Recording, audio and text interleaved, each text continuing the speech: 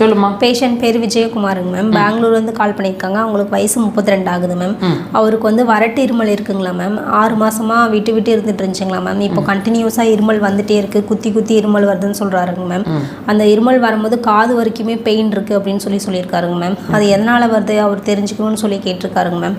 அதை பற்றி கொஞ்சம் எக்ஸ்பிளைன் பண்ண சொல்லியிருக்காரு. நம்ம ட்ரீட்மெண்ட்டில் க்யூர் பண்ண முடியுமா அப்படின்னு சொல்லி கேட்டிருக்காருங்க மேம். நம்ம இந்த மாதம் 12ஆம் தேதி பெங்களூர் போகிறோம் இல்லைங்களா மேம். அங்கே வந்து அவரால் பார்த்து அதை ட்ரீட்மெண்ட் பண்ண முடியுமா அப்படின்னு சொல்லி கேட்டிருக்காருங்க மேம். அதை பற்றி கொஞ்சம் எக்ஸ்பிளைன் பண்ண சொல்லி கேட்டிருக்காருங்க மேம். கட்டாயமாக பண்ணலாமா. ட்ரை காஃப், அதாவது வறட்டு இருமல் கண்டினியூஸாக இருந்தாலும் சரி, அப்பப்போ மந்த்லி ஒன்ஸ் ஆர் ட்வைஸ் உங்களை பாதிச்சுட்டு இருந்தாலும் சரி, இதுக்கான தீர்வு என்ன, இதுக்கான காரணம் என்ன, கட்டாயம் இந்த பதிவில் தெரிஞ்சுக்க போகிறீங்க. பொறுமையாக முழுசாக இந்த பதிவை பாருங்கள்.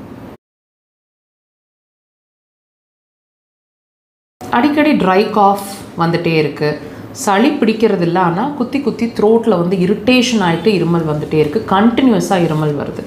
இருமல் வந்தால் ஒரு 10 நிமிஷம் ரொம்ப கஷ்டப்படுத்துது. த்ரோட்டில் இரிட்டேஷன் ஆகிட்டே இருக்குது. இது கொஞ்சம் சிவியர் ஆகும்போது காது வரைக்குமே வந்து வலி ஏற்படுது.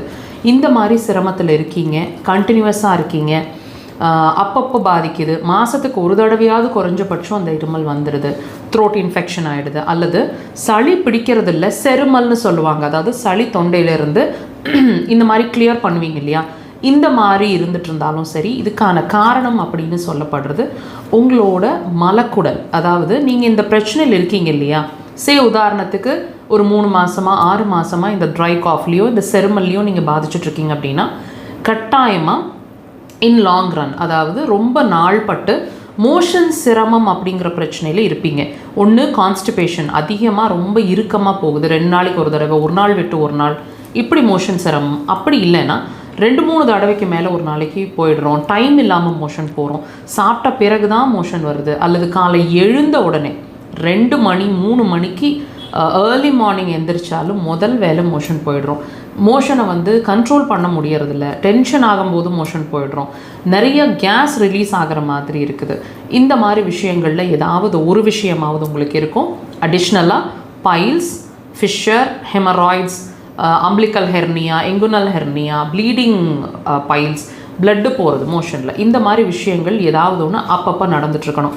டெஃபினட்டாக வாட்ச் பண்ணி பாருங்கள். இதுக்கும் உங்களோட ட்ரை காஃப்க்கும் சம்மந்தம் இருக்குது. ஸோ நீங்கள் செக் பண்ணும்போதே உங்களுக்கு கிளாரிஃபிகேஷன் கிடைச்சிரும். ட்ரீட்மெண்ட் வந்து இங்கே இல்லைங்க, எடுக்கக்கூடாது. உங்களோட மலக்குடலுக்கு ட்ரீட்மெண்ட் எடுக்கணும். அக்குபஞ்சர் அதுக்கு சிறந்த தீர்வு. ட்ரை பண்ணுங்கள்.